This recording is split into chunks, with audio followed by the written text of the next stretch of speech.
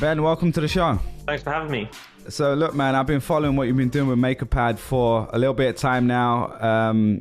It's been incredibly impressive. You've obviously been acquired by Zapier, rhymes with happier. I just confirmed that with you before this call.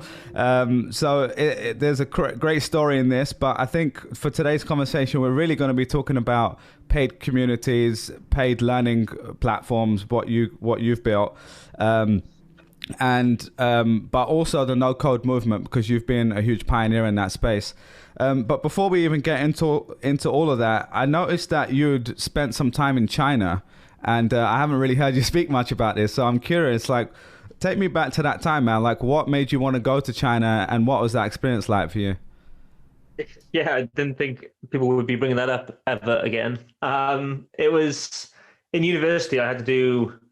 I was doing real estate for the first year and like didn't go to any of my classes and then was like, oh, I've got to actually go and pass some stuff. I want to change my course. I don't really want to be a surveyor necessarily. So I went to my dad and said, I want to do like, I don't know, a business course. So he said, well, pick something a bit more like specific than just business. So I came up with international business, and I was always quite good at languages. So I decided you may supposedly have a language with the course. So I picked Chinese because I've done French and Spanish at school. So I was like, okay, well, that'll make me stand out in a crowd if I have to go and be an investment banker or something in the future. So why don't I'll do Mandarin. So as part of the course, I think it was like you do 3 years in the UK and then you do 1 year where you work or study abroad. So obviously I was doing Mandarin, and then I went to university in China for it was only like 5 or 6 months. So yeah, I went out there and it was crazy. It was just like a different world. And when I first got there, they sent me to the wrong campus because I was like the first person to go from my university to this Chinese university. I was like the guinea pig. And I was, for some reason, down to learn business taught in English to Chinese students. So I was on like the Chinese campus. I was the only like person not from China there. And I was like, I think I'm in the wrong place. So they had to like fiddle some stuff around. But then I got into like the international campus and made lots of friends from Germany and Holland and places like that. So that was a really good experience. But yeah, that was crazy. Yeah, I just noticed it last night. I think when I was doing research, I looked at your LinkedIn and saw that. And I just thought it feels like we're doing a job interview right now. But like, tell me about your time in learning Mandarin. But it was just about, like, it takes a certain type of person. And I know lots of people do this in the UK. They go abroad. We have like sandwich courses, we call it. But like a lot of people just do a year in industry, like somewhere locally. But in Europe, I think it's quite common. There's like a thing called Erasmus or something where people go and study abroad, which I think is really cool. But yeah, the reason I brought it up is just it takes a certain type of person who's willing to go into a completely different place, want to go and learn a new language. And I think maybe if you had a business background or interest in business anyway, I'm assuming maybe a part of it was to do with that too, right? Yeah, it was all to do with that. I thought, well, if I learn Chinese and I have a business degree, that'll like give me a leg up in the business world. Because at the time, it was all talk of like China is the big wave that you need to like hold on to and take notice of.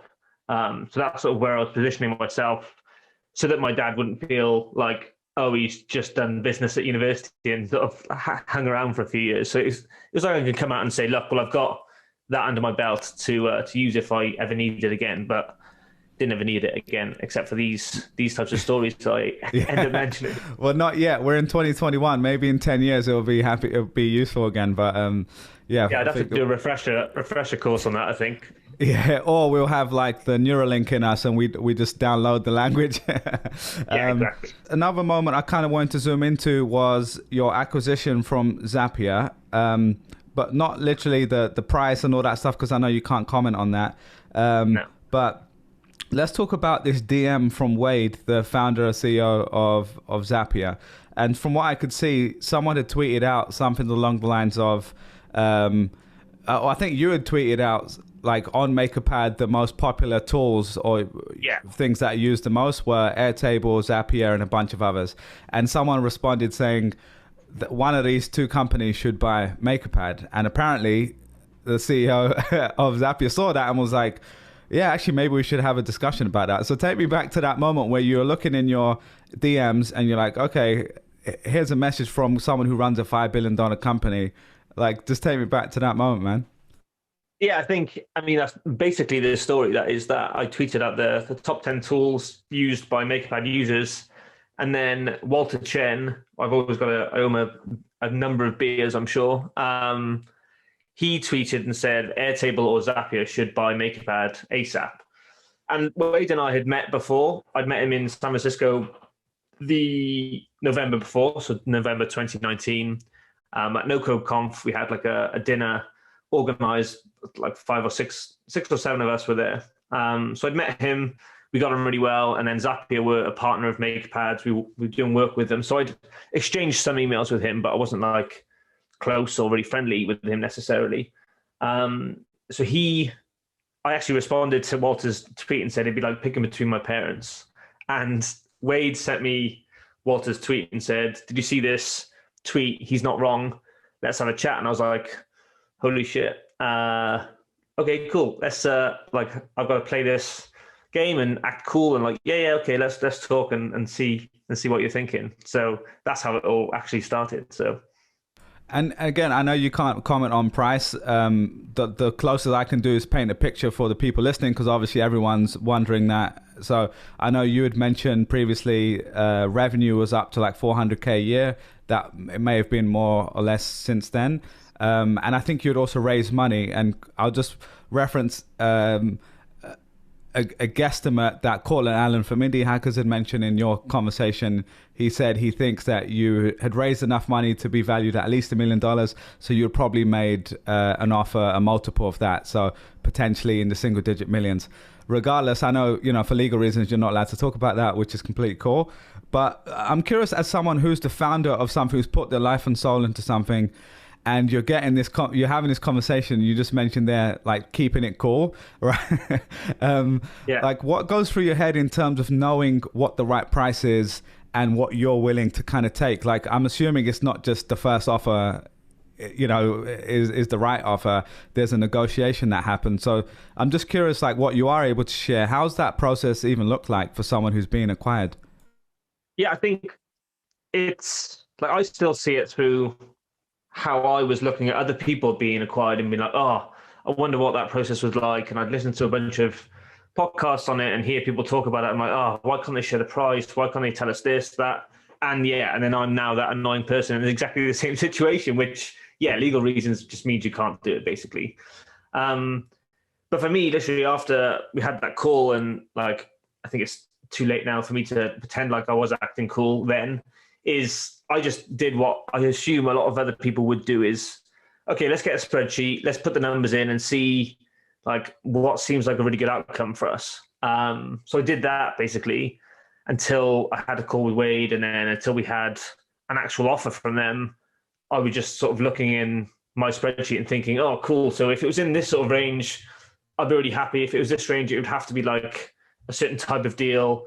And then I don't think it's going to be anything above that. I was like pretty taken back by when Wade came back with an offer, and I was like that's a really good offer for us. It wasn't necessarily what I was eyeing up on my spreadsheet either. So I was like, okay, that's like a great offer for us. And I think it's never just the number, because I think obviously lots of things happen where there's like, you end up in a more of a partnership than here's a load of money, we'll have your company now and you go do whatever. Like, it's not like that. It's like, okay, is Zapier the right home for us? Is that like what can we do with them? What do they want us for? What do we want to go to them for? Like all of those things actually take a big part of like what it's worth it for you to get acquired by a company. So there's lots of those things to go through, and I know that that's not like the cool way to talk about an acquisition. It's not necessarily just like the numbers, and I know that that's what lots of people want to talk about. But realistically, that is what it is. You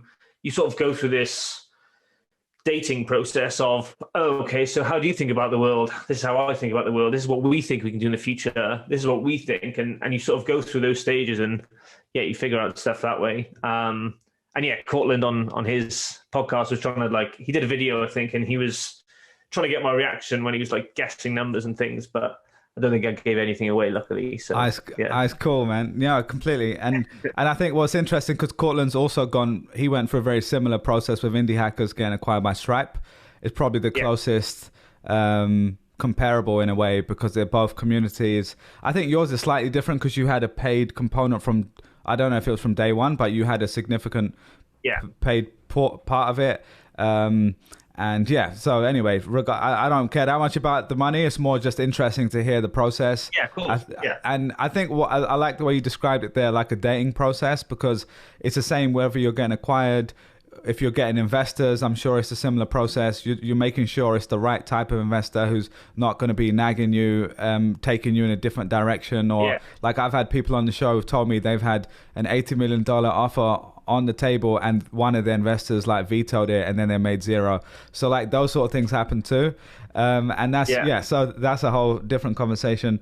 So thanks for sharing that. I also want to talk a little bit about before Makerpad. So I've heard you mention you tried setting up an app store for bots with another guy who, I think it was Mubs, right? Who's also been on the show. Mubs and another guy, Seth. I think he still runs it. Seth still runs it himself now. Oh, cool. Yeah, so and I haven't heard you talk too much about other stuff that you've tried before Makerpad, but maybe was that the only one, or were there some other things that you'd tried out that didn't necessarily work out the way you wanted? Yeah, there's probably hundreds, and it probably tells that you haven't heard of any of them because none of them worked. I was just that person that like, that's how I got into no code in the first place, was like, I went to university and was doing this business thing and thinking one day I'll be an entrepreneur. I'll be in business somewhere, somehow doing something. So I spent a lot of time like, how can I build stuff, or how do I get an idea out there? And a lot of it was, you got to go and learn to code, or you've got to find someone technical to build your ideas. And I was like, oh, it just didn't feel like that's the only option. It doesn't feel like that should be the option. But at the time, you hear of the Silicon Valley stories of Airbnb or whatever it was that raised a bunch of money, had technical people building stuff, and you're like, okay, well, it makes sense, and that seems to be the story. And I just realized that I just had to be like as helpful as possible, somehow force my way into lucky situations with other people who can build something, and maybe someone will build something for me one day. And Mubs was the person that I managed, I guess, to convince, the first person to build something with me. And we launched that on Product Hunt. It was called Marketing Stack. And that was just like a directory of different marketing things. So email newsletter software or social media scheduling tools and things like that, basically. And that was like the first of me getting that maker bug and wanting to just like, okay, well, now I want to try a different type of thing. I want to do other things. And then I was not wanting to rely on like having to ask someone or try and pay someone to build something for me. I was like, I want to move the buttons myself. I want to change the colors myself. I want to just like do that thing. So while I was at Product Hunt, tools like Typeform, Zapier, Webflow, Bubble, they were all doing launches like through me or via Product Hunt. And I was seeing them and just thought, I think I can string a few of these together and make them like work and feel like a real product. So that's what I just started doing. And yeah, I mean, the maker bug really just took me from there. Like I must have had 50 plus things that I'd launched, and they were all along the lines of like startups helping startups. Like, you know, you get the like that obvious thing. What's the first market I could go after? Oh, I'm interested in startups. How can I help other startups? And you just sort of think that's an easy way to get some wins. But yeah, there's plenty of things that didn't work. I tried launching like an MVP in a box type service. So I'd build basically what I was building, those landing page, a Typeform backend, Airtable, Zapier in the middle, and I would like set that up for someone for $300. But yeah, no one paid for any of them. So Yeah, it was just, that's interesting. that's, I think, that's how like the no code stuff came around. It was like, well, people don't want to just have it done for them. They want to learn how to do that. So that's where the whole education piece came into it. Got it. Yeah, no, I love to hear that, because again, it's kind of cliche to say by now that like it's not an overnight success. It's taken many, many years and many, many projects that went to zero. But I think it's also important for people to hear, like, you probably did create 50 different things. And it doesn't mean everyone has to go and create 50 different things, but it took a lot of experimentation and building the skills to eventually land on something that seemed to work. So a question I have, though, on that is, a lot of people I know, especially kind of in the indie hacker community, I find, and I love the indie hacker community, but people who are like creating stuff, a lot of the time you can just get like stuck into the tools and be like, oh, this is so cool, I can create something, which the part of that is amazing, but the other part of it can be really distracting, and you can actually like just create something that looks cool or feels cool but doesn't actually have a market for it. And when I had an interview with Cortland Allen from Indie Hackers, that whole conversation was his kind of framework for actually building a business, not just a product. So I'm curious, like, when you were going through this, how did you know which project to stop doing and move on from, and the ones that you ended up kind of sticking with? Because there's always that feeling of, I don't want to really let this go. I see potential in it. So did you have like some set of criteria to realize this is the right time to move on from it? Not particularly. And I think this is like part of the same interest as like indie hackers and no code, and all of that sort of sits together in this same space where, because you're building with no code and you can build things so quickly, your emotional attachment to something is probably a lot less than if you spent 9 months learning to code to build that thing. So you can easily throw it away if it doesn't work. And I think for me, the thing I only knew something was working when it was like people were paying for it every day, every week, every month, without me really having to do much. I wasn't like pushing it onto people. People were pulling it from me.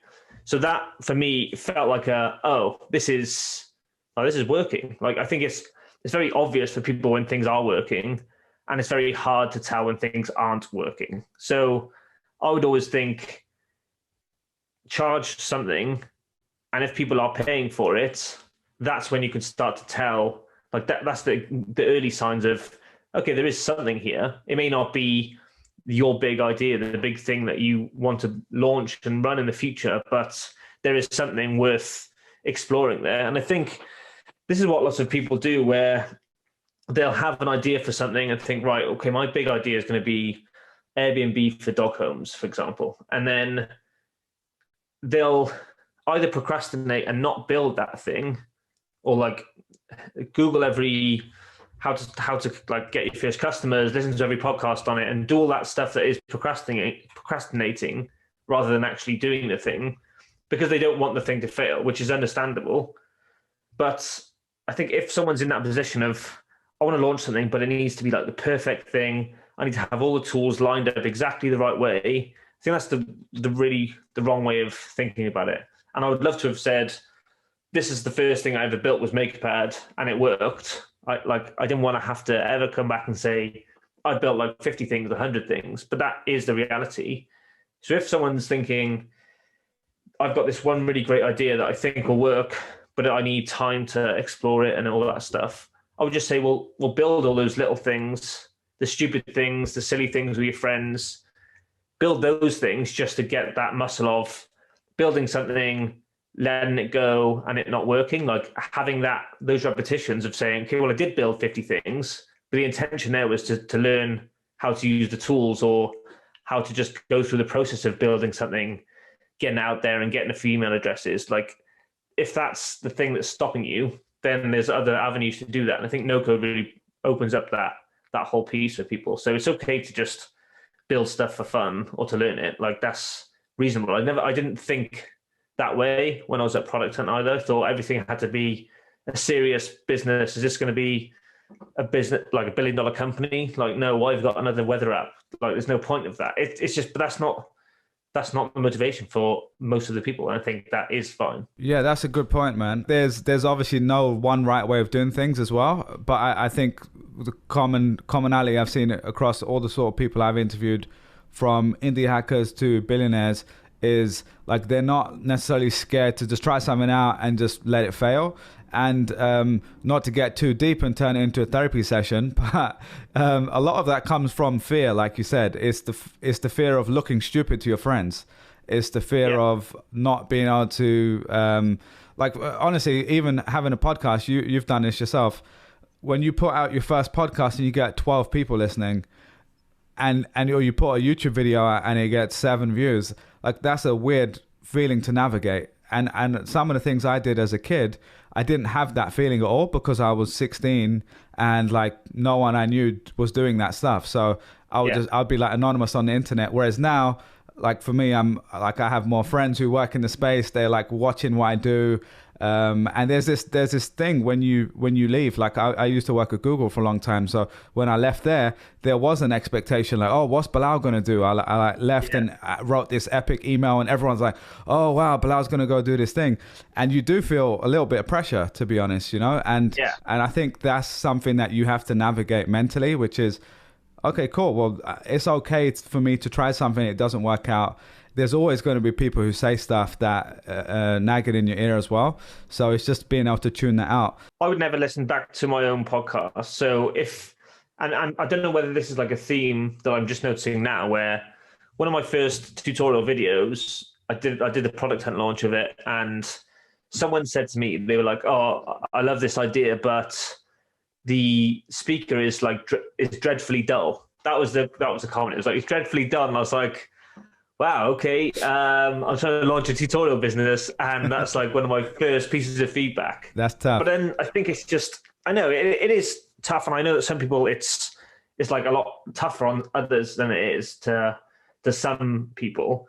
But I think it's how much space you can put between you and that thing. So if, okay, one tutorial video was bad, or someone felt that way, does everyone feel that way? Probably not. If lots of people do, you can just have someone else do the videos, or like by the time you've launched 20, 30 videos, you don't look back on the first one and think, oh, that one got 7 views. It's like, okay, you just got to sort of keep doing the reps. And I think for all of the things that I built, it's the same sort of thing. It's like, you've got to do the reps. And I think someone says this, I think it's Dave Perel, that says about the CrossFit analogy of like, you can't expect to go to a CrossFit class and come out of it like all jacked and muscly. You've got to put in the reps. So you've got to go to that session, then you've got to go to 3 more that week. And then the next week, you've got to go to another 4 sessions, and you've got to keep doing that.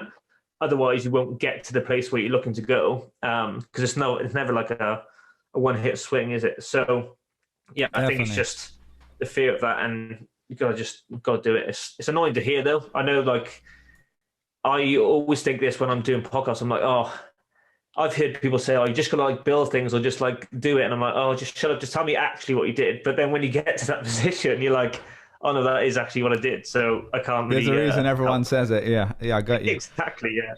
Well, and another point I'd add there is you mentioned your dad a couple of times earlier. If you don't, again, not to continue the theme of turning this into a therapy session, but you mentioned, what is my dad going to say? Like, I have to go back to my dad and say, I'm going to do this course. And you were looking for his approval, obviously, right? Like all of us, to a certain extent. I'm curious, like for you, like without getting too personal or as personal as you want to go, like what was it about your dad specifically? Because is it just like, was he fairly successful in his own world and you wanted to live up to that standard? Or was it just his presence as a dad? Because I don't hear that from everyone, but it was one of the first things you mentioned. Yeah, so I think he did the very opposite thing to me, where he went when he was like 15, 16 and left school, went to work in like the steelworks and had like a tough time there for literally like a few weeks, decided, no, it's not what I want to do. Went back to school, did his exams, went to law school, worked at a law firm and then worked his way up in that law firm ever since, and then was running the whole law firm, and that's what he does now.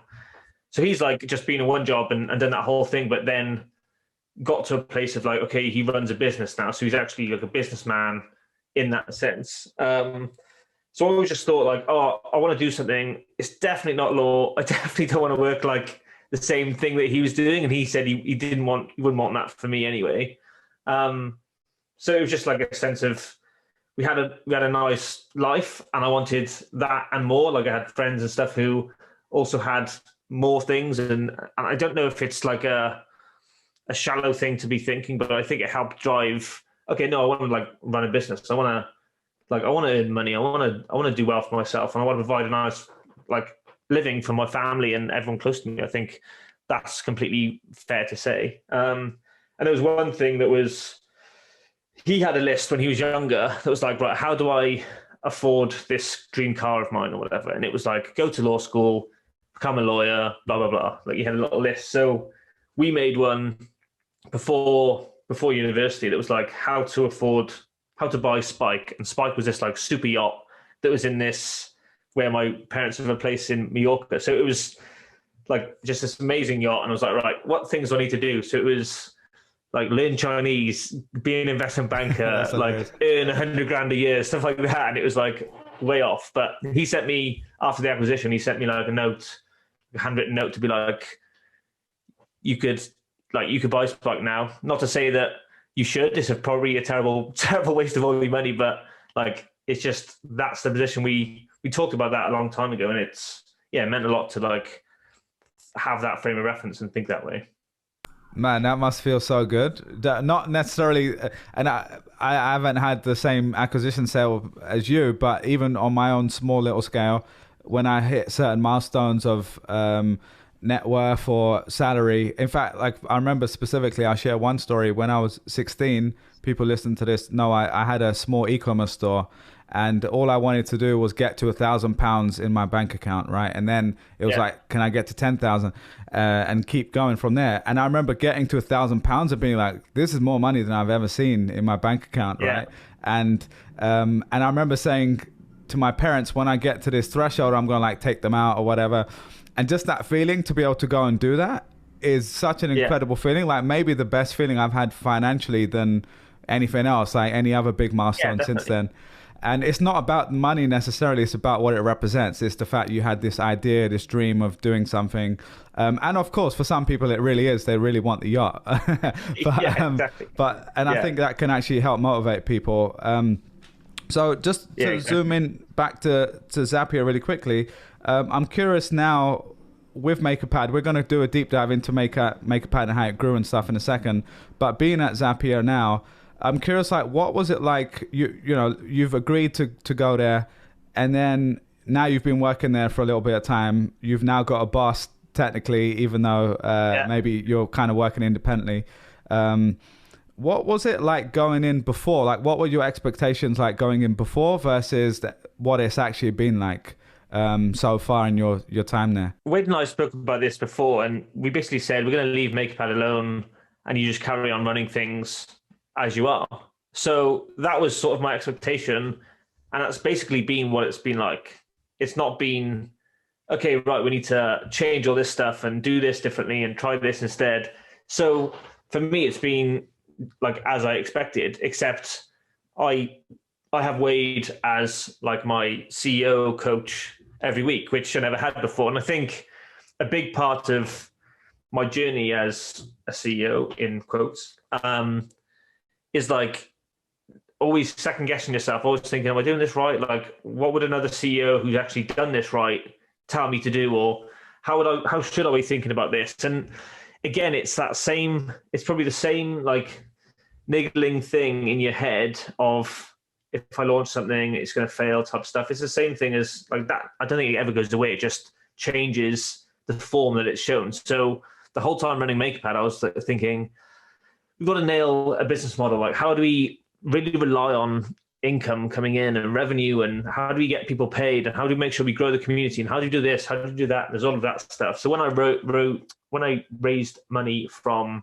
Earnest Capital, a large reason for that was like you're essentially in a cohort of other founders in the same position as you. Some are ahead, some are behind, but everyone's just like on a call, which is like a little therapy session for entrepreneurs, being like, okay, I'm trying to figure out pricing. Does anyone know what to do about pricing? And everyone sort of goes, oh, I made up mine. I just decided a number and then I increased it until people stopped paying.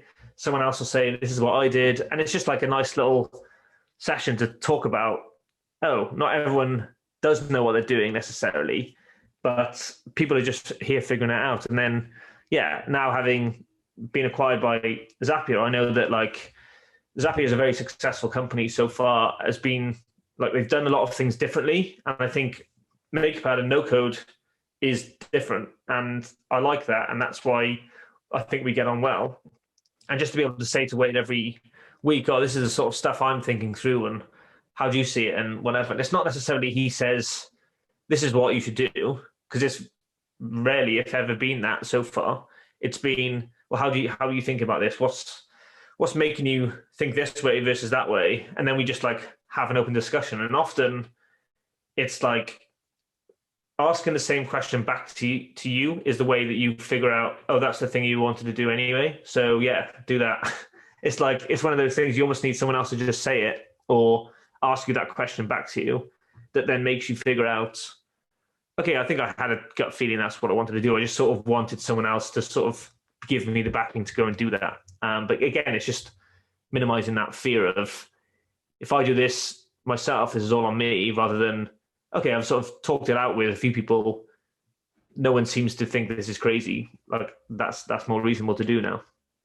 Yeah, that makes a lot of sense. Well, just it's pretty incredible to have someone like him who's, you know, he I don't think Zapier really even raised that much money, right? So he's grown to $5 billion company is last number I read.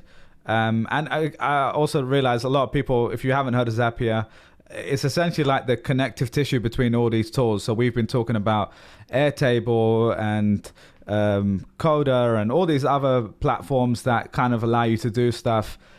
Like Zapier allows you to connect all of them together, right? So I think of it as like APIs without having to know how to do any sort of coding. Is that like an accurate description of it? Yeah, I think so. I think like it's automating workflows. So if you have an email come through with an attachment, you automatically have that attachment save in a Dropbox folder or something like that. Something so small and simple can happen, but also really complex workflows that whole businesses run on. So when we were talking to them, we were saying that like Zapier is the connective tissue between the tools, and we're the connective tissue between the community and the people who are like learning and building on these tools. That's also, yeah, that makes so much sense for them to have acquired you for that reason. Last question on Wade before we move on. Is there anything that surprised you so far working with Zapier? Because I know you're working independently, but I'm sure you've been, like, you're wearing the hoodie today. I'm sure you feel part of the wider community there. I'm curious, like, has anything surprised you since you've been there? Wade especially is how he comes across on anything else that you listen or see or read about him. I think he comes across as quite like laid back and happy and just like sort of confident in what he's doing. And that's what it's felt like to me. I think my tendency is to run around like a headless chicken sometimes and be like a bit erratic and a bit thinking too many things. And I think just seeing like, well, my company did like 400K in revenue in 1 year and Zapier is doing like 100 million plus or whatever. I'm like, it's so interesting to just look at other CEOs and think, wow, I wonder how you managing your company and how does that look and how does your day actually like go and how do those things happen? So it's just like I get one of those a Slack message away that I can ping about these things, which is an awesome thing. But I wonder how well it'll translate to. Like we're still in our very early days, I think. So it'll be interesting. Yeah, for sure. Well, that's like the best executive coach you can have. I speak to a lot of people who are paying for someone, which I think is actually great for a lot of them.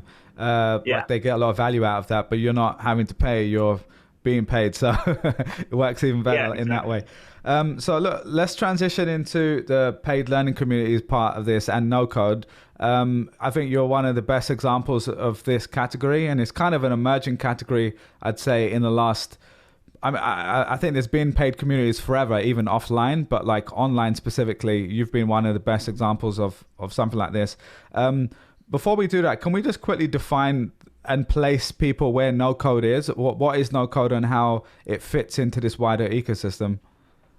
Yeah, so no code is essentially a visual way to build software. So like you don't have to go and write a line of code to be able to do something like build a membership site, build a website, or automate workflows like we just talked about. I think there's many ways to describe it. And I think lots of conversations are around you should pick no code versus code or vice versa. But to me, they're both on the same spectrum. That spectrum is software development. I think on the first rung of that ladder, it's no code, which is very visual. You can sort of think of it as like Lego blocks. You drag things here, you click things, move a button, change the color, that sort of stuff without typing in functions and things like that. But then the other end of that spectrum is pure like writing lines of code to give an output.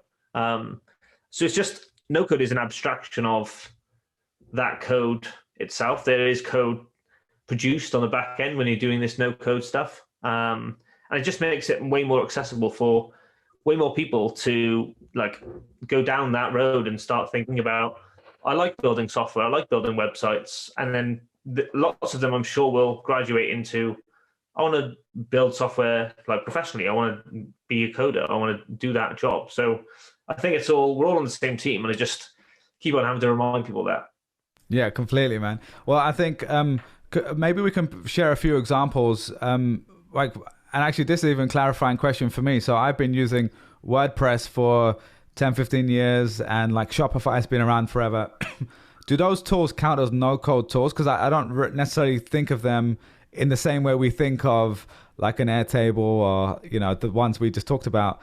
But to me, like as a kid who didn't really know how to really code, like I could play around with it, I would like download WordPress, or back in the day, OS Commerce, which was the open source version of like Shopify essentially, and upload it onto a server, and then I would like move things around, but it wasn't as like you couldn't do as much. So I'm curious, like do they even count, or is there a distinguishing point there? No, I think they definitely count, and I think that's why some people are saying like, oh, no code's been around forever. And it's like, yeah, okay, it has. Like it just, the capabilities weren't as like well advanced as they are now.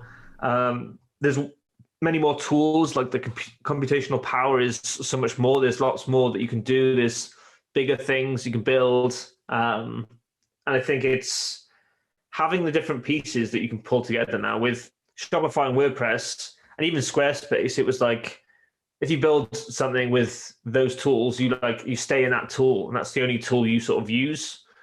But this whole no-code movement that's been around for the last couple of years has seen like, okay, not everyone likes using everything on Shopify. They might want to have their email marketing with ConvertKit or MailChimp. They want to have a database of people also in Google Sheets or Airtable. So it gives a bit of flexibility to those types of things as well. But I think they definitely count, and right, they should. Yeah, for sure. All right, well, that's helpful for people who haven't really been exposed to the space. I'm curious, from your community, could you share a little bit about like the size of the community? I know we talked about the revenue previously, but like what does your community look like in terms of size? And maybe you've even got a few examples of successful or success stories that have come out of Makerpad. Yeah, so we just recently hit 10,000 members. I think we were like 2,500 members in October last year, 2020. So it's grown a lot in the last few months. And I think, no code is just growing a lot recently. So it's all power to like the movement. And I know we're pushing a lot of that as well. And it's made up of all sorts of people. Like at one point we had 25% of our users were developers. So it was like developers don't want to write the same code for the same thing over and over again either. They want to see what else is out there, what services they can use, and then they can focus on the more specialist like complicated bits of that. We have lots of people who are like makers, want to build their own thing, and I think that's even getting pushed even further from like the creator economy, passion economy stuff, alternative funding, like Earnest. I think there's like a big convergence of passion economy, alternative funding, no code, and like indie hackers. All of those like feed off each other, and I think we're just going to see lots more of these like individual creators have a business. Like Lee Jin is one who, she's got a course on Maven. She's got her newsletter on Substack. She's got her fund that has like a Notion page, and then this other like on AngelList or whatever it is. There's like a one-person band, but behind it, there's lots of tools that I would class as no-code tools that can be all part of the same sort of piece. And I think we'll see lots more people like that. But one story from our community is Tessa Thomas, who I use her often, but it's my favorite story. So she joined early in the Makerpad story, and I saw her sort of dabble in a few tools, play around with Zapier, play around with Webflow, and do a bunch of different things and try things out, asking stuff in Slack and our forum, and just trying to figure things out and taking a bunch of tutorials. And then she recently settled on, well, she recently found a product that works, and she's in the fitness space, and she built a way for gyms to like manage all of their automations themselves, so they can have a bunch of automations for new members and existing members and things like that. So she built that. It started doing really well. She then got funding from Earnest Capital as well, and now she's full-time on doing that thing. And she still like doesn't write a line of code. She built everything with no code, but got funding, has a team, and she's like full-time on it now. So, and also we have like this creator program where people come in and create tutorials or different types of content for Makerpad. And she now does that as well. So she's almost like come full circle around to be like, I learned it, I built it, I run it, and now I teach it. So it's a really nice story I like. That's awesome, man. Yeah, I love that. Yeah, I love the stories of like people just trying to figure stuff out, and then they finally land on something that's actually getting traction, and the fact she's made it a full-time thing. Because I think similar to the indie hackers community, a lot of people are starting something on the side. They want to kind of optimize for freedom, as Cortland had described it. And again, this isn't a no code versus custom code or a individual creator versus a big VC-backed company debate. Like both of them can exist in this spectrum. But the fact that now we're in a stage in 2021 where the leverage you get as an individual is so much greater than it was, say, 5 years ago. And I think these tools definitely help. And not just the tools, because the tools help, but you need the community. You need the Makerpad or the indie hackers to help you figure it out, and to have humans who can teach you stuff as well. So I think it all works together.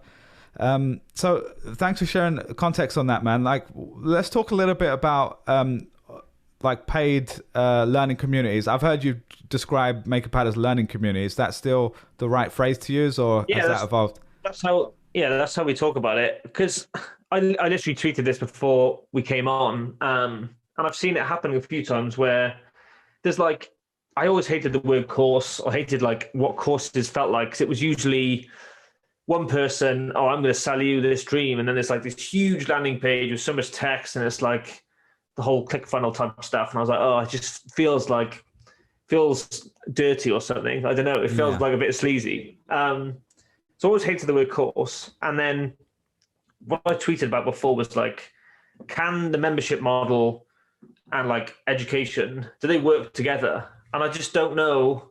Like, I'm still working through this answer, and I don't know if there is one, because we see things like Code Academy, where everything, or Masterclass, where things are sort of a reasonable price. It's not like really expensive.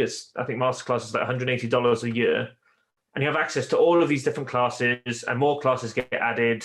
You can take them all in your own time.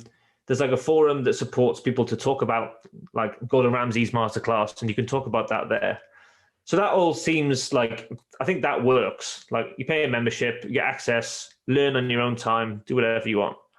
But then there's this other flip side where all of these cohort-based courses are coming out now, and it's like 12 weeks to learn to do X with 100 other people.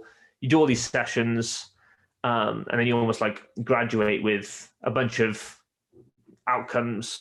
But then I've seen recently there was one Reforge, which traditionally did the cohort-based. I think they're quite expensive, but they're very like geared towards professionals. So it's like 3K to learn the growth program or something, taught by like really like top name people in the growth space. And then they've just pivoted their model to be a membership model, which is like two grand for a year. You get access to one cohort, but access to all the rest of the content for the other cohorts. And I think I read another company, which I can't mention, that does traditional courses, like sells them one by one, and now does like course bundles, but they're now looking at like a membership model. So it got me thinking of like, when does the membership model make sense and when does it not make sense? I think, and the only thing I can think of is membership only makes sense when it's like a self-serve thing.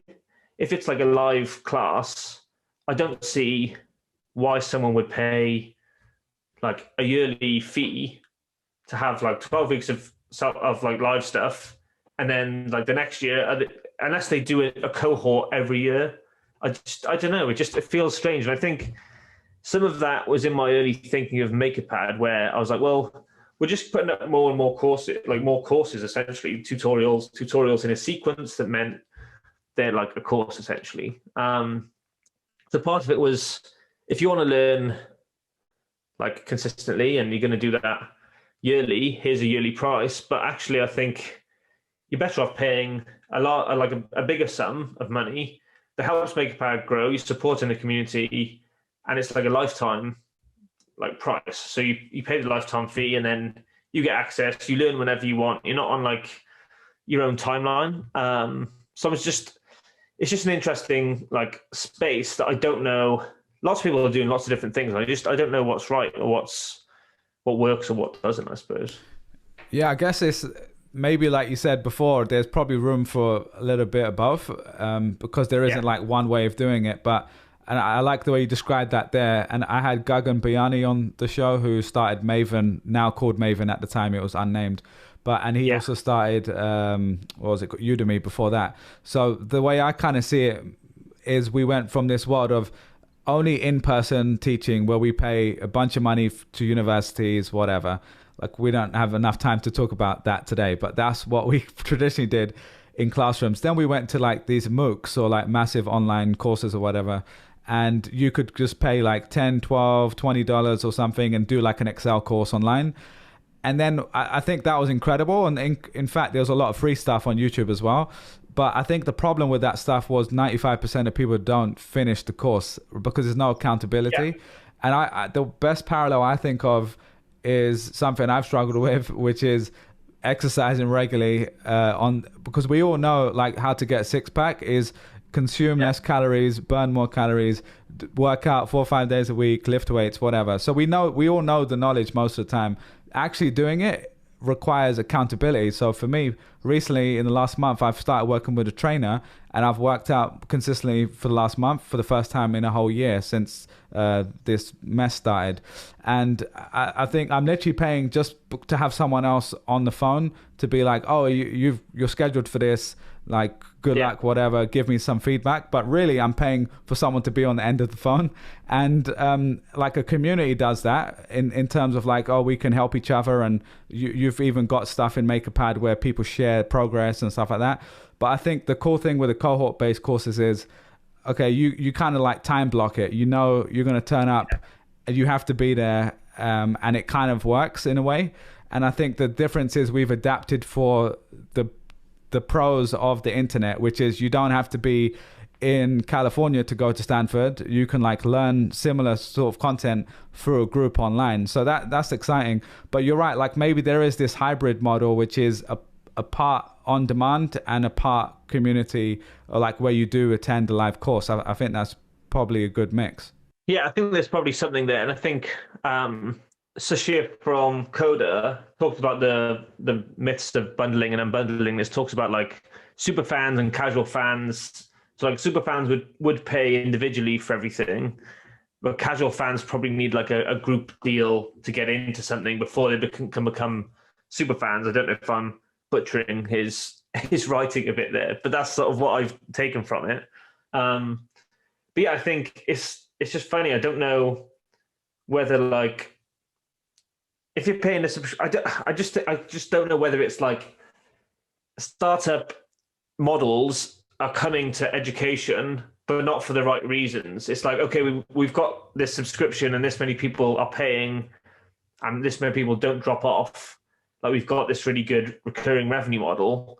To me, a recurring revenue needs to be a service or product that you rely on, like you rely on to do. So Slack, I need it to talk to all my team and all of like friends or whatever else. Like I rely on that. Spotify, I rely on that to give me music and everything else. Netflix, I need that to binge all the shows. Where Masterclass, I think, is interesting is that's more like the edutainment. It's education, but it's entertaining. So actually, you would sit down and watch something on Serena Williams playing tennis because it's like, it's interesting to know. It's not necessarily you're learning to play tennis from Serena Williams and you're going to go away then and then be a tennis player, but it's an entertaining watch that you might watch something similar, slightly adapted on TV. So it makes me think like, are the pieces aligned there where it's saying, well, this is a model that works and this is the experience we're trying to give. Let's just like mash the two. I wonder, because I think like you said, lots of it is like, well, I just want someone to like be disappointed if I don't show up to this thing or do this thing. Like a part of the cohort stuff is definitely to do with like having a peer group around you. Yeah, completely, man.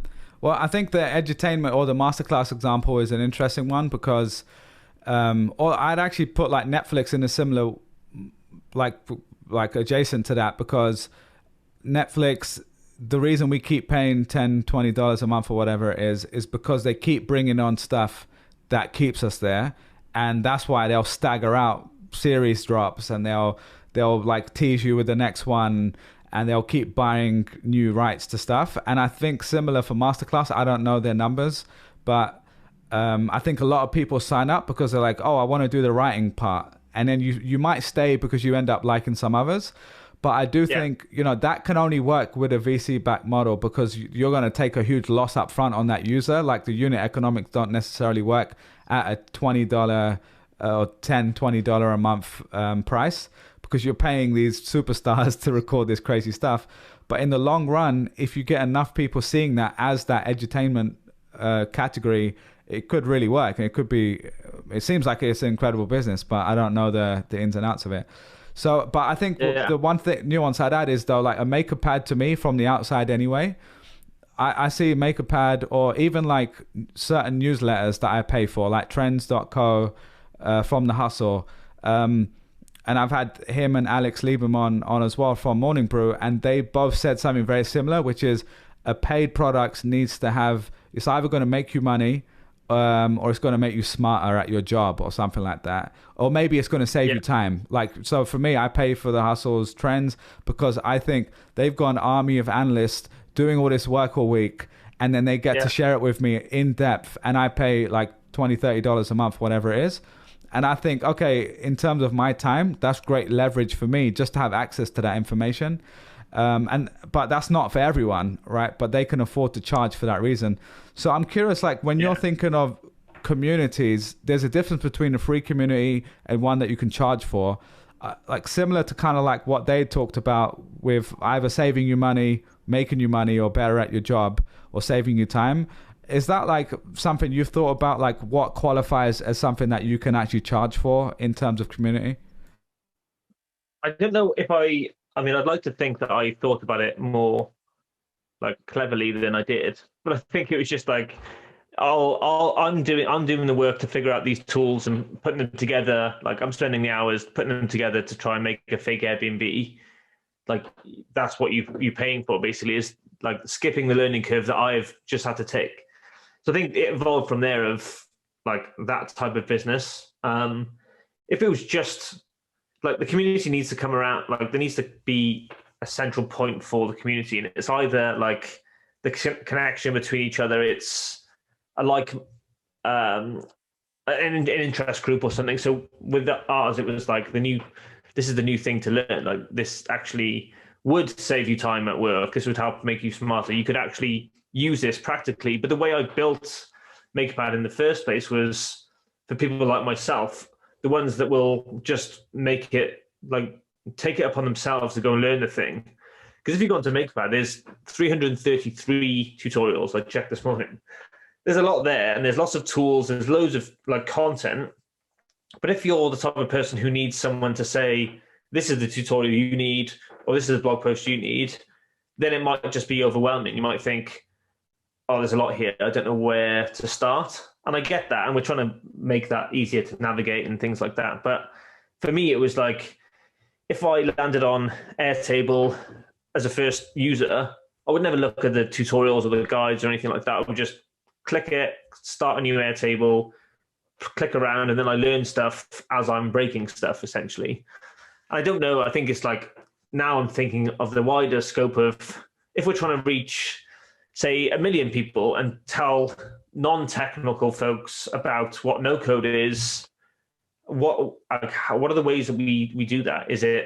Do we spin up a bunch of courses? We've got a cohort-based course launching in a couple of weeks where we're going to do like the fundamentals of no code. Like maybe that's something we can have as one of our pillar courses that we run four times a year or something. I think there's something in that. And I think we're just like, right now we get to explore those things. We get to explore what's going to actually work from an experience and like user model, as well as what makes a good business. And we don't have to like panic, or I don't have to panic so much as I did when Makerpad was just like all on my shoulders. Like we have a definite like push behind us now, and we've got the backing of Zapier. But to me, I still want to make sure that I want Zapier to feel like, oh, we could have paid 10 times what we did for Makerpad, and it was still worth it, because this is like its own huge business and it's doing really, really well, and it's reaching hundreds of thousands of people. So I definitely want to do that. And it's just making me think more around like, what are the payment mechanics around it versus the user experience, and where do they clash and where do they make sense? And I think there's lots of like trends. Again, I think I pay for trends as well. I don't use it that often, to be honest, but I know it's like for the people wanting to see inspiration. You see people building stuff around you. It's like, oh, that person actually took what Sam and Sean talked about in the last episode of the podcast, and they've built a project around it, and now they've sold it. And it's like, oh, that sort of gives me motivation to do that thing myself.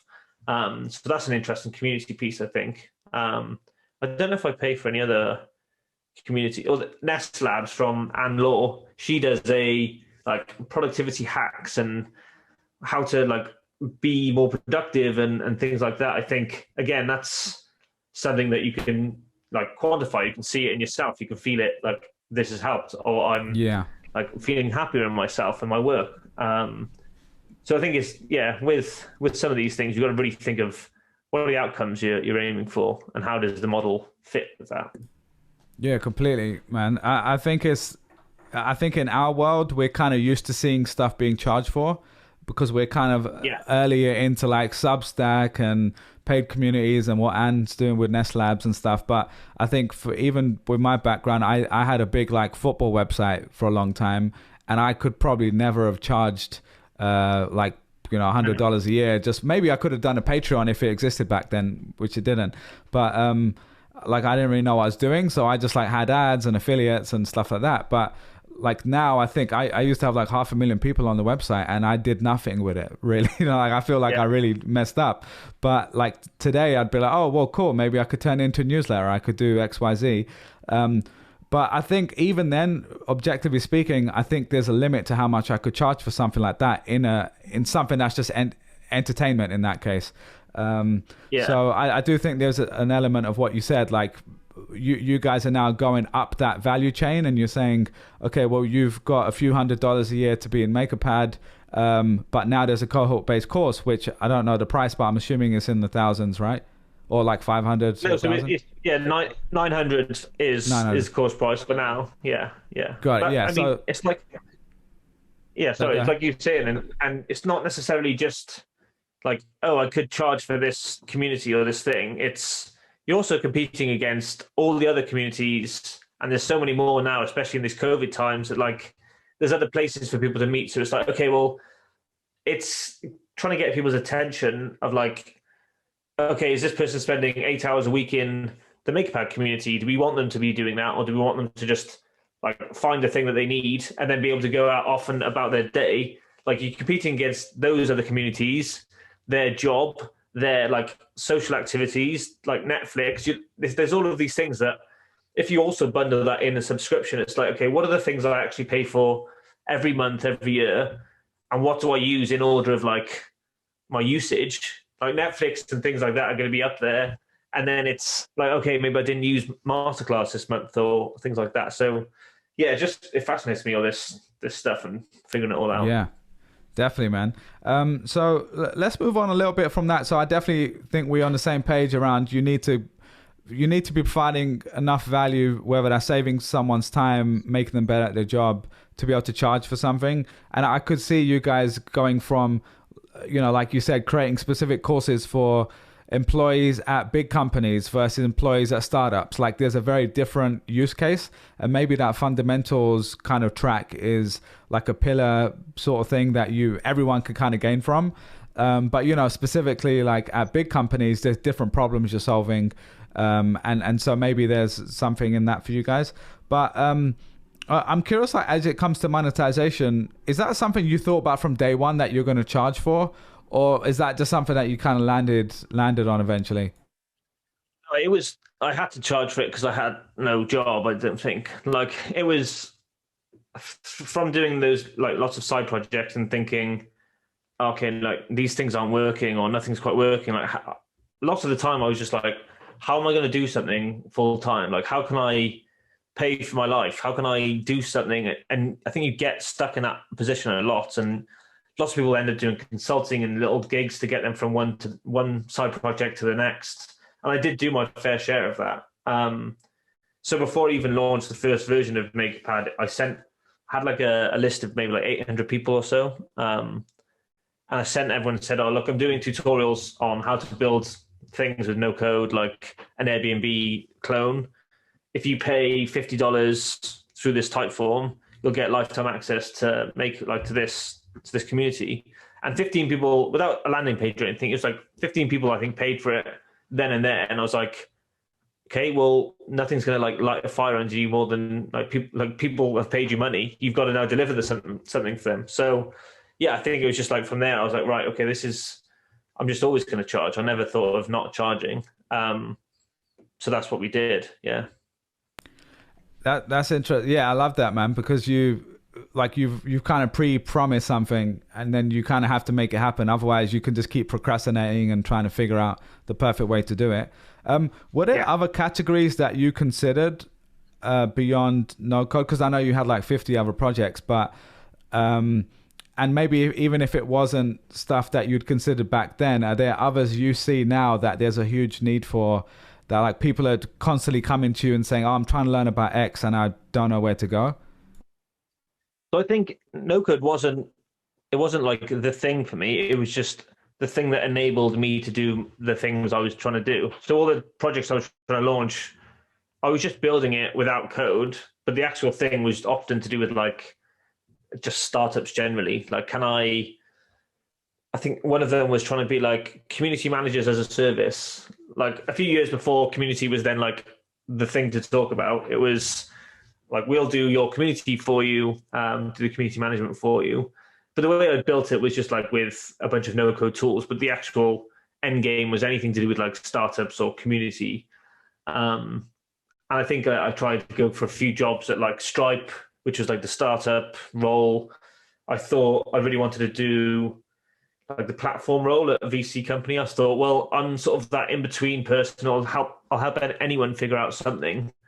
So if I was like on the platform side of things, founders could just ping me and say, oh, I'm trying to figure out this thing or this thing, and I would just try and find the right people to help there. And that's how I got started with Earnest Capital. Actually, I was working with them and doing Makerpad on the side for like 9 months before we before we went full time and they funded us. So yeah, I don't know if there's anything specifically people ask me about. I think Got it. everyone just talks about no code with me now because I think I've Yeah. probably painted myself as the no code guy. I But think that's an interesting way that you described it there, though, because it wasn't like, oh, I'm so passionate about tools and no code. It's maybe you have an element of that too. It's more about you like startups, you like that scale of starting something from scratch. And this was something you saw that could help you get to that. So it was more like a means to an end versus like yeah, obsessively definitely. about the tools, which I think some people are more in that other camp.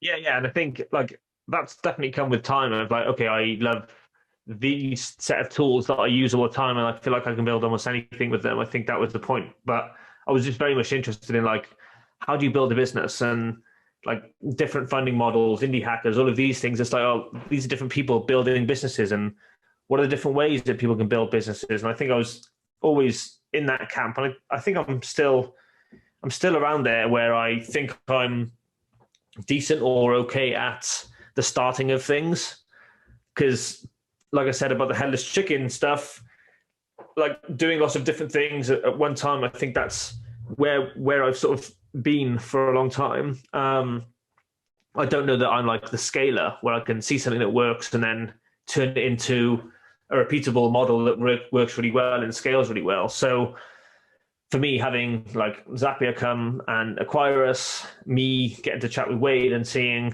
well, this is someone who's actually done all of those different stages of starting something, scaling something, and now it's getting even bigger. So could I have someone in my corner like coaching me through those things? Like maybe I do start transitioning from the scrappy like startup person to more of a I know how to run a business now. Yeah.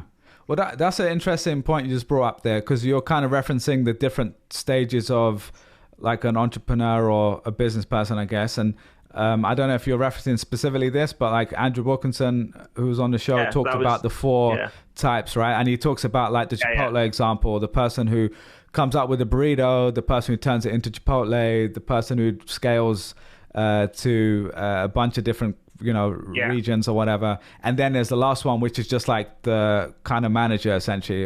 There's probably another word for it, like an operator. And I think I've heard you actually mention this, that you had the humility to say maybe I'm just that first one, and I think that's actually really great for most people because most people aren't all four of those.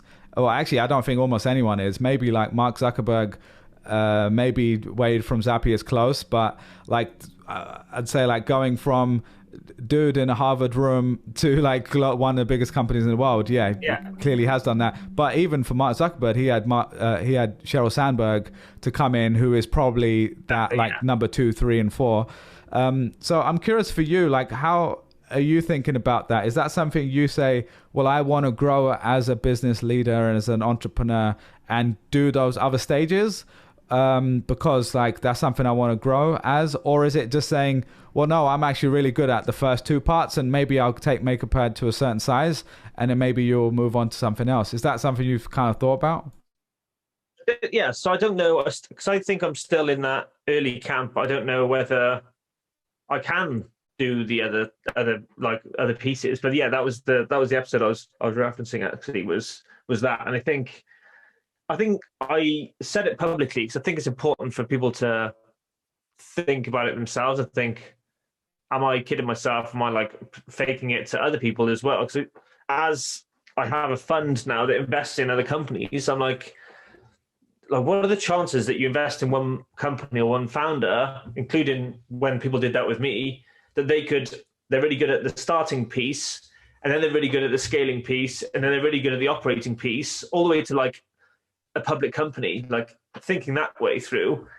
That's just a crazy different level of skills in like those different stages. And there are definitely people out there who do that. But I was like, for me in my life at this stage, I'm 30 years old. Am I like, I've only started one company really, like that's Makerpad, and it was acquired in 18 months. Like, am I just still the starter? I have no idea, but I'd love to know how to, or feel confident in that.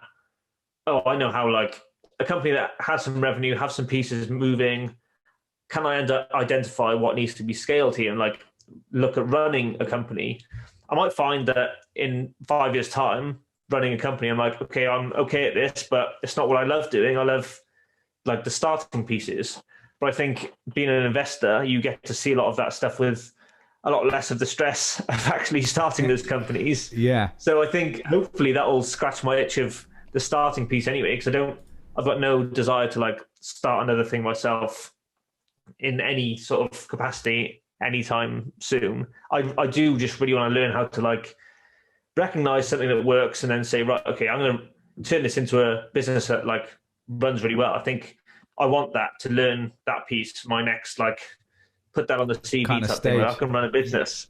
Yeah, but well, I think it's really cool to hear, to be honest, because a lot of people, I think it just comes down to like the self-awareness to know like what you want at that current stage. And maybe in 5 years, I know you're getting married soon, you might have kids, and you might want to do like the passive investing thing and you chill on your yacht, right? But like you finally go and get the yacht.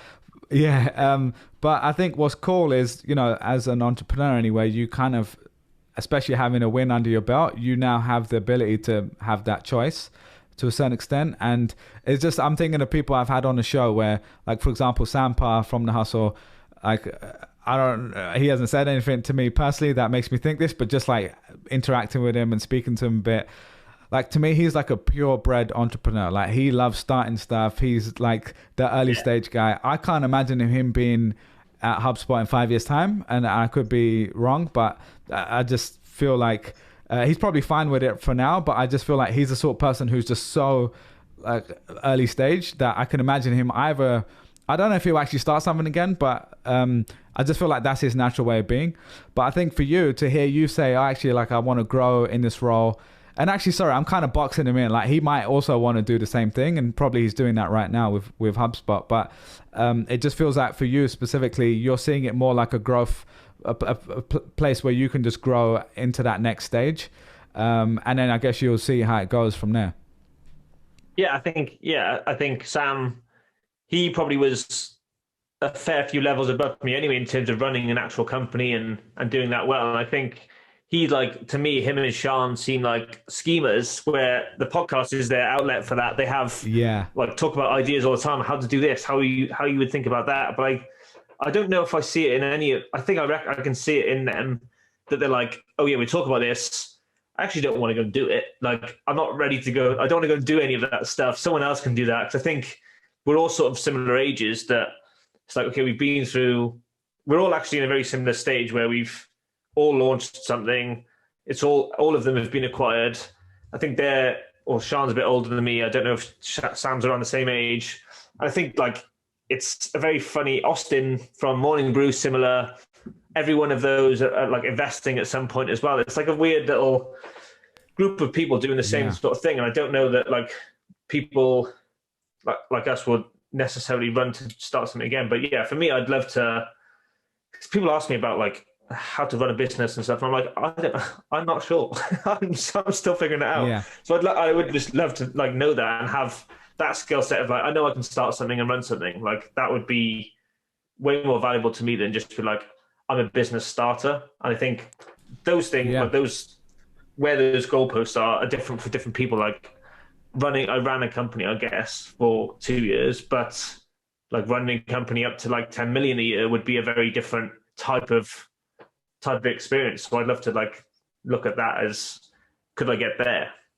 No, I completely get it. And I think you made a great point there on Sam specifically that, he's been doing the hustle for quite some time. Like, if you got quite 18 months, maybe his was 5-6 years. I've forgotten the time. And they grew to like tens of millions of dollars or something like that, I believe. So, completely. And I think all of you guys are in a position where like I don't think you just want to retire. That's kind of my point, right? No one's trying to just be like, oh, I sold something, I want to chill now. And maybe you want to chill in your own way, but it's like you find this interesting. You're not doing it necessarily just to buy a yacht. You're doing it because you find it like interesting. And I see the same in Sean, because like when I've spoken to Sean, he's told me like his next stage, whenever that is going to be like him and like one or two people, kind of like the stuff he's already started doing, the kind of that individual creator style.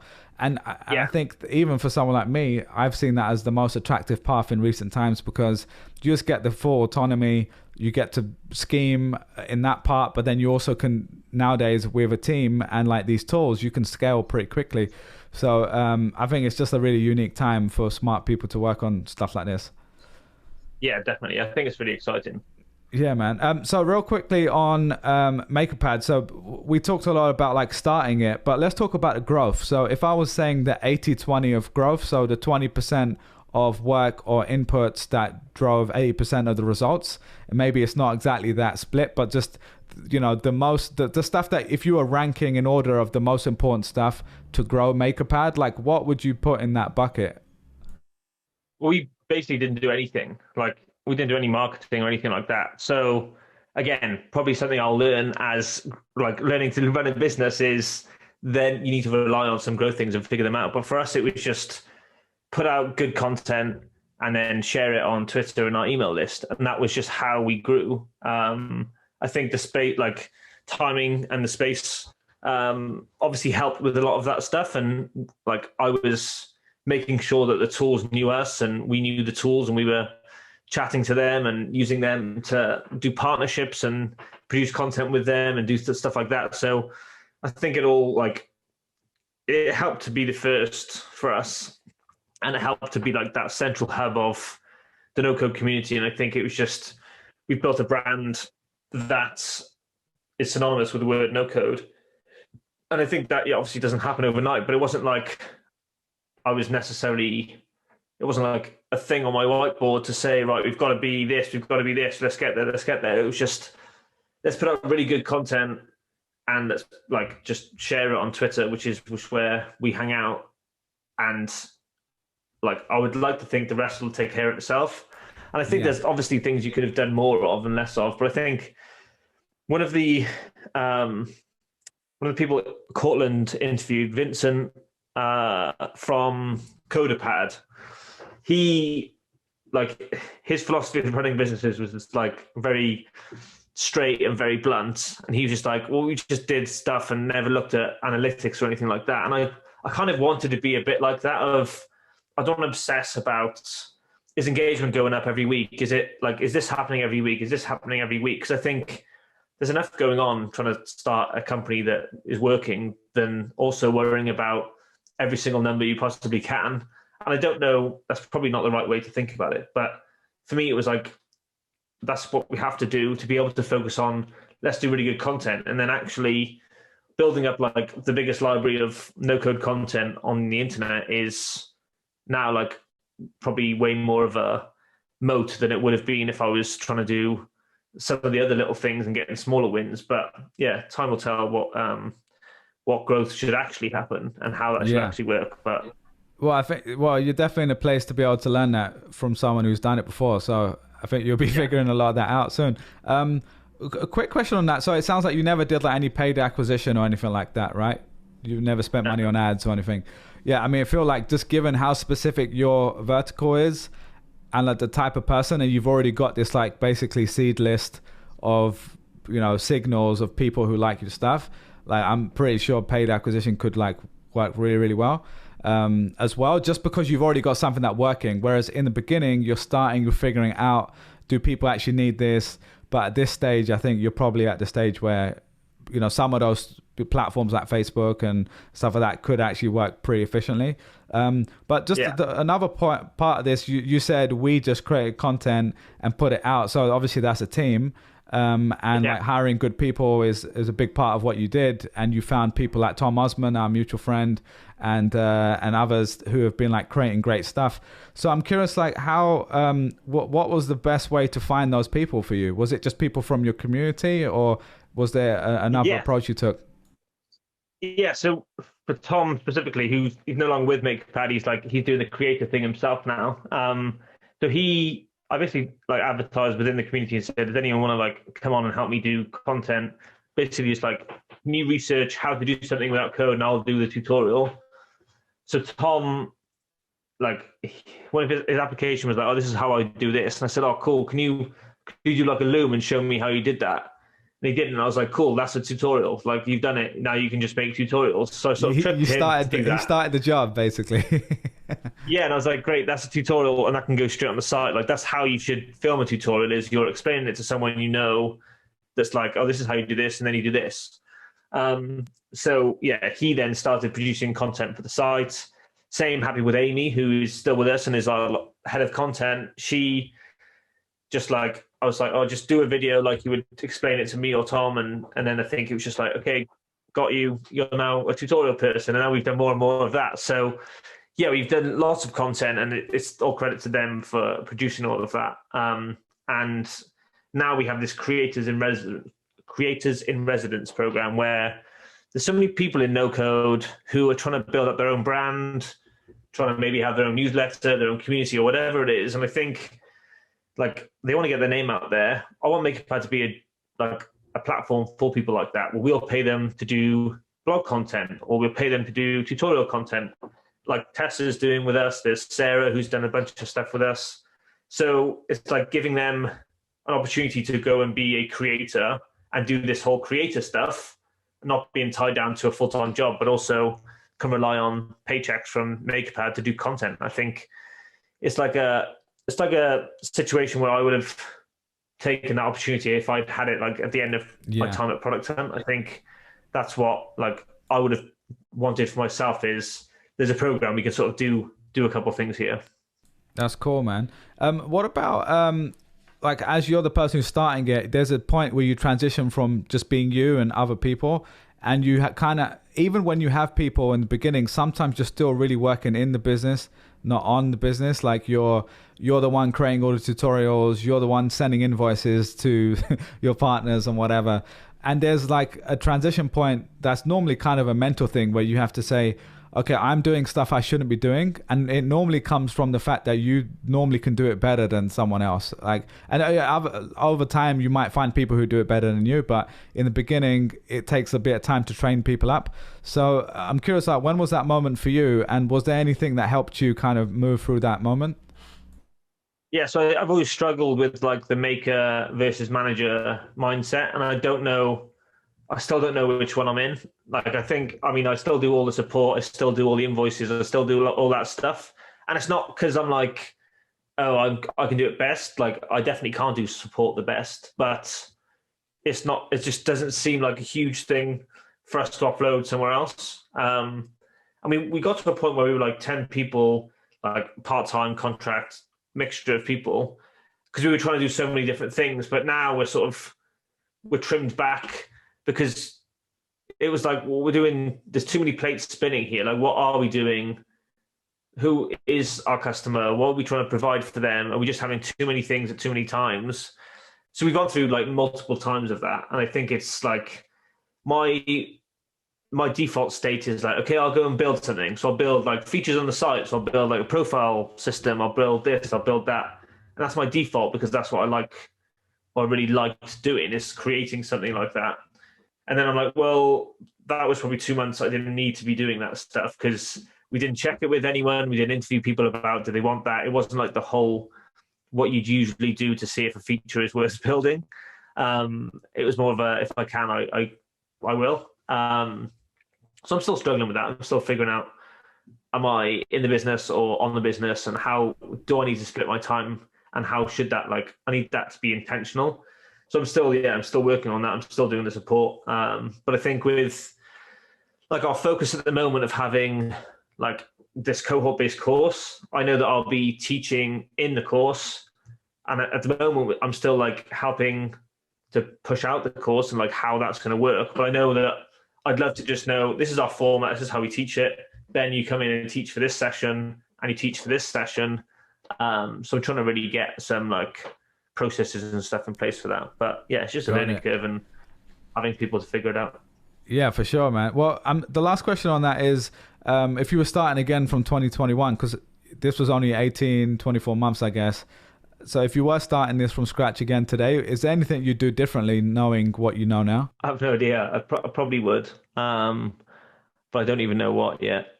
I think it's probably having that focus of do less things, but just do them better. Like, you don't have to do everything. I think that's my, yeah. I think it's the same with no code of, if you think up something and you know how to use like 4 tools really well, you automatically think, how do I use all those 4 tools together to do this thing?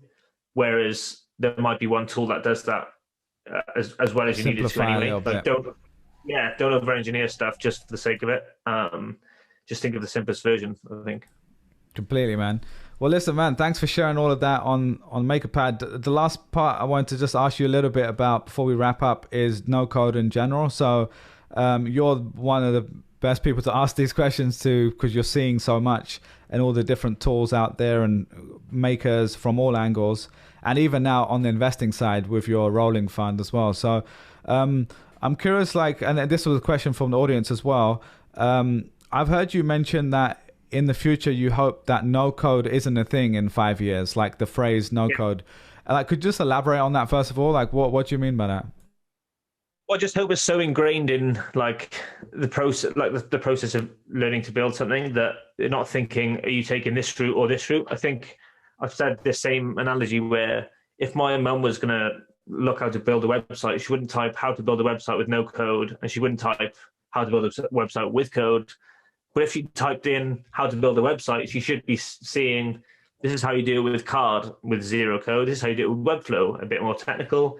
This is how you do it with HTML, CSS, like pick your path type thing. So, I mean, Makerpad, we want to be that jumping off point for people. So I think I like that.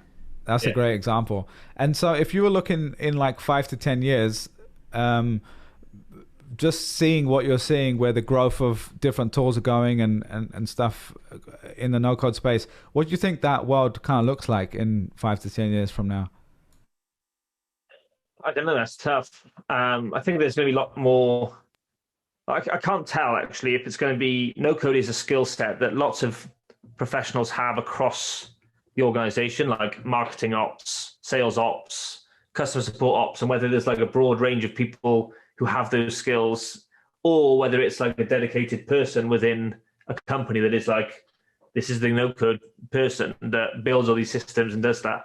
But I think we'll just see a lot of these things brought into the workplace, and I think it has to be for it to go mainstream, and I think it has to be to sort of break down that, like the whole. At the moment, I think it's just stuck in the tech Twitter, indie hacker, like maker communities, which is fine. Like things need to be fostered there, but I think there's a danger of no code could become like drop shipping, where it's like, oh, drop shippers are building courses for drop shippers. And then it's more like drop shipping stuff, and we don't want that to happen. The point of no code is that like anyone can do this, and like anyone can pick up something, and it's a lot easier to learn, and it's all of these things. So we need to be intentional about how we're doing that. And I think that's lots of things that I'm thinking about. Is if that's the way we see the future, we've got to make sure that we're like willing that into existence and making steps towards that. Yeah, I like the way you described it there as like, it's not about which tool you're using. It's like, oh, I want to create a website. I want to create a marketplace. I want to create an app. And if you're able to show someone a quicker and easier way to do like the first version of that, that makes a lot of sense. But I agree, it's kind of a hard thing because the phrase no code has helped popularize a lot of these tools and get it to more people. But then in a similar way, it's almost limiting it by using the jargon and stuff like that. So yeah, I think there's parallels in other kind of emerging tech where when you kind of get in that little world, the example I'm thinking of is crypto to a certain extent. Like also in 10 years time, if we're all using the word crypto, that would be a bit weird to me, because hopefully by then just like digital money is normal and it's part of like you pull out your wallet on your phone, or you know, like it doesn't necessarily have to be Bitcoin, but I just think there's so much jargon in that world that it just confuses the hell out of people. And for a regular person, they don't need to know what smart contracts are and all that stuff. In the same way, they don't know when I send you an ACH payment bank transfer, most people don't know what actually happens with the clearing of the funds and going from NatWest Bank to Halifax or whatever. So I think we'll get closer to that when we simplify things. So yeah, thanks for your answer on that. The last couple of things I want to ask about were just about learning no code. So if someone is new to this space, obviously they should go and check out Makerpad to go through a lot of your learning tracks, and you've got this new course as well. But again, if you were trying to say you're trying to maximize the time spent, right? Because there's unlimited things you can kind of learn. Is there like a learning track you recommend that people should potentially start on? Or is it so dependent on what they're trying to get to in like whatever they're trying to create? I think it can depend, but I think what we're doing with the course is like we're running people through, here's like 6 projects you're going to build, because once you can build those, you can basically build anything. And there's tools for everything. There's so many different types of tools, and you can spend all day just debating which is the right one for you. I think it's just pick one, pick card, CARRD.co, build a website, and then it could take you 20 minutes, it could take you 20 days. Like, that's up to the person. But I think it's just seeing what can be done by visually picking things up and dragging them around. And I think that's the easiest, quickest place to start, is something like that. So what are those 6 part, like, if you don't mind sharing, what are those 6 types of projects? Like, even a couple of them. Yeah, so it's how to build a one-page website. It's memberships, like how to build a membership site like Makerpad, a marketplace, a job board, how to like selling online, digital or physical goods, automations. I think that's 6. I think that's it. I think that was 6. I might be missing one or two. Yeah, but with those, because it's like you can build things with one tool in that. So the one-page website is like, this is just one tool you need to use, and you can get that thing done. But then if you want to build a membership site, you'll see there's lots of different components that you could have. Zapier talk to MemberStack. You could have Circle here. You could have this tool here, this tool. But the point of the whole course is like, there are a million ways, and the same with Makerpad is, there are a million ways to do this exact same thing. And people often use our tutorials as not just like a step-by-step reference. It's just a point of reference to see, oh, I can build a membership site with some of these tools, and this is how they're connected. But actually, I don't use Webflow. I use Squarespace. So I'm going to like swap them out. And the point is, most of these things can be swapped out for those other pieces that you like. It's about finding the tools that work for you. And learning the skills to be able to figure it out as well yourself. It's just recognizing the patterns of what brings software together, and then through those projects, we teach if I look at a marketplace, I recognize that there's a form there, and that just goes to something in the back end, which will be our database. So that would be like an Airtable for me. There's a payment here, that could be a Stripe link. Again, that will go to a database, and you just start recognizing those Lego blocks of what makes up like most of the products on the internet, basically. Yeah, completely. Well, listen, man, you've gone through so much detail. The last question I have for you today is about the ecosystem and what's missing. Again, you're investing in companies in this space, so I'm curious, like, what are you looking for and like what's attracting your attention? Because there's, like you said, there's like unlimited tools by this point, but there's probably unlimited opportunities as well to improve things too. So yeah, I'm curious, like, what is missing from your point of view? Yeah, I mean, I said this before somewhere where I was like, if I knew that, I probably would have built it. Like, I honestly haven't got a clue like what is actually missing. It's like, it's just, what are ways that we can reach more people? What's one of those killer tools that means my mum ends up touching no code? Like, what are those things? And I think lots of the places we're investing is in, at the workplace. Like, how do you get no code in the workplace? How do you have automation systems for marketing that like empower the marketing team? How do you do customer support in a more automated way? All of the internal tooling platforms, those sorts of things. So there's lots of stuff there that we're like, that's what I think the biggest impact is. So I think that'll be an interesting space to look at. Yeah, how's that been for you, actually, being on the other side with the investing? Has that been has it been quite a steep learning curve, or has it been pretty straightforward? I mean, yes, I feel like it's straightforward. I don't know if I'm the best investor or the worst investor. I guess we'll find out in like 10 years. But 10-year time. I try and just, I just try and be upfront and say, look, I'm not pretending to be the biggest check on your cap table. I'll probably be one of the smallest, but I'm here to help with anything to do with no code and community. And that's like, I'll stay in my lane there. And we just want to make sure that we're backing all the people who are building the space, no code, low code, developer tools, internal tools, all of that stuff. I think, like I said, it's not like a straight line of this is no code and this isn't. There's lots of things where it touches. So we're just trying to make sure that we're seeing all the best deals and reaching the best people. That's amazing, man. Well, listen, dude, I really appreciate you taking so much time today. And it's really cool to hear like the growth, and it's really cool to see you growing too, man. Like from being in China to doing 50 projects and product hunt to selling, and now hopefully like the next decade is you growing as an entrepreneur and person. So really happy for you, man. And hopefully we can do this again in the future. Yeah, definitely. Yeah, I really appreciate that. All right, cheers, mate. We'll speak to you soon. Cheers. You too. Bye.